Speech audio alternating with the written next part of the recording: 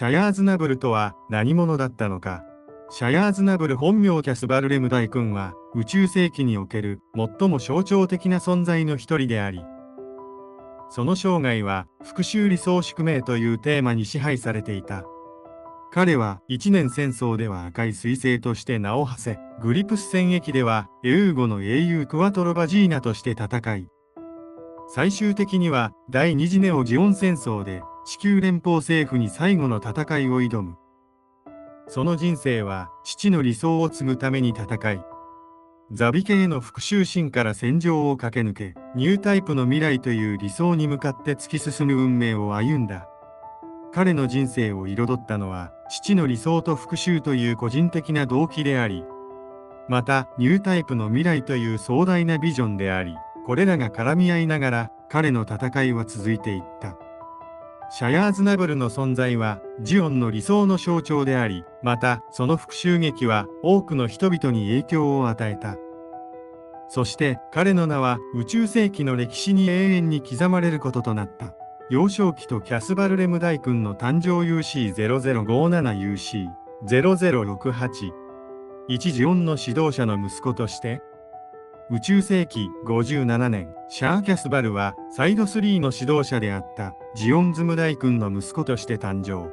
父ジオン大君は地球連邦の支配から解放されるべきだと考え、サイド3の独立を訴えた。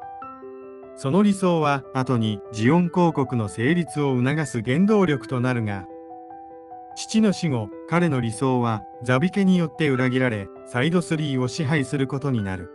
父の死とザビ家による支配。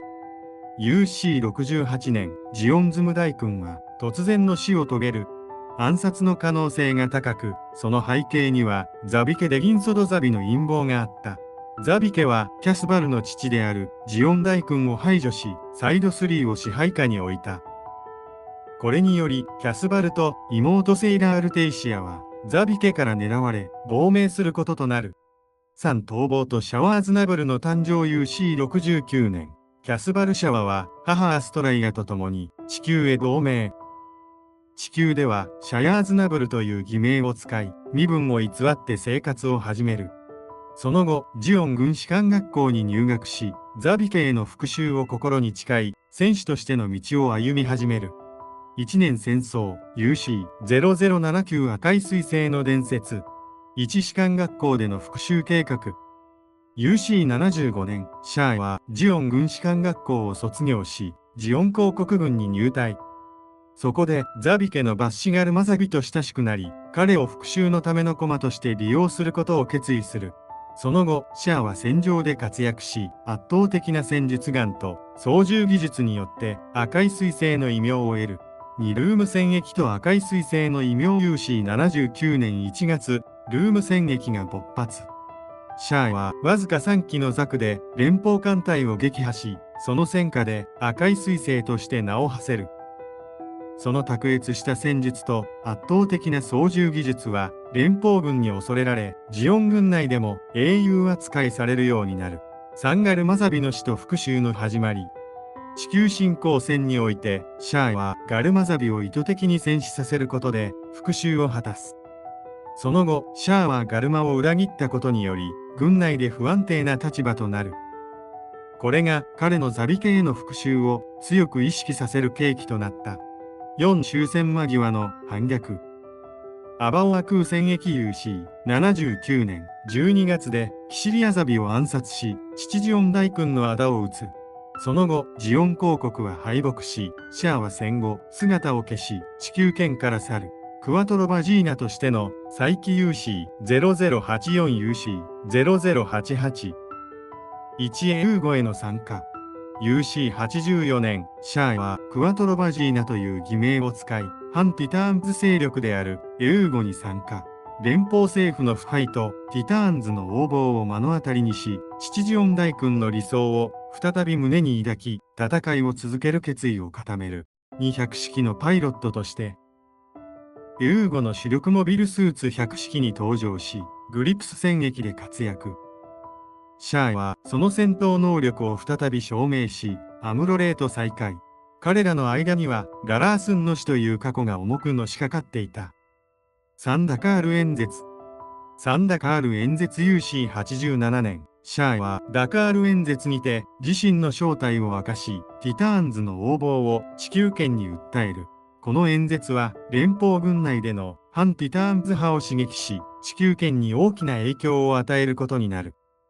第2次ネオジオン戦争 UC0093 シャーの反乱。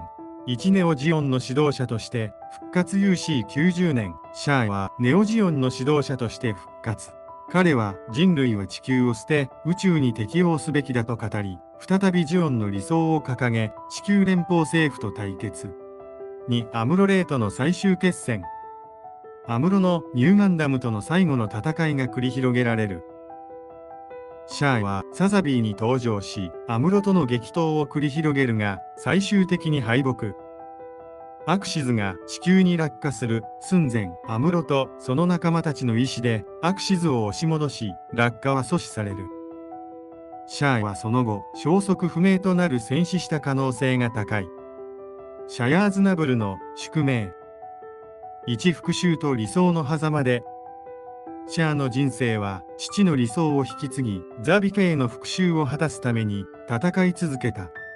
最終的には人類を宇宙に適応させるという過激な方法に走り、全てをかけた戦争を起こすことになる。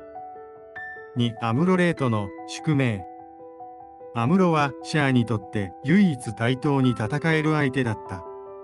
二人の戦いはニュータイプの可能性を示すものであったが、戦争という形で決着を迎えることとなった。最後にシャアは、アムロに貴様ほどの男がなぜ連邦にこだわると叫ぶが、アムロはお前こそなぜスペースの井戸を戦いに導くと返す。シャアの死後。1彼が残したもの。シャアの死後、その思想は宇宙世紀に大きな影響を与え続けた。彼の理想は後の戦乱を引き起こす火種となり、一部のネオジオン残党はその理想を継承した。結論、シャア・アズナブルとは何者だったのか。彼は家族母と妹を守ることができず、愛したララーを失い、唯一対等に戦えたアムロと決着をつけることしかできなかった。その人生は父の理想と戦争による支配の間で揺れ続けた数奇な運命そのものだった。彼は戦士として生き、革命家として戦い、理想家として散った。願いは成就しなかったが、彼の戦いは宇宙世紀の歴史を大きく変え、その影響は時代を超えて生き続けることとなる。チャンネル登録、高評価お願いします。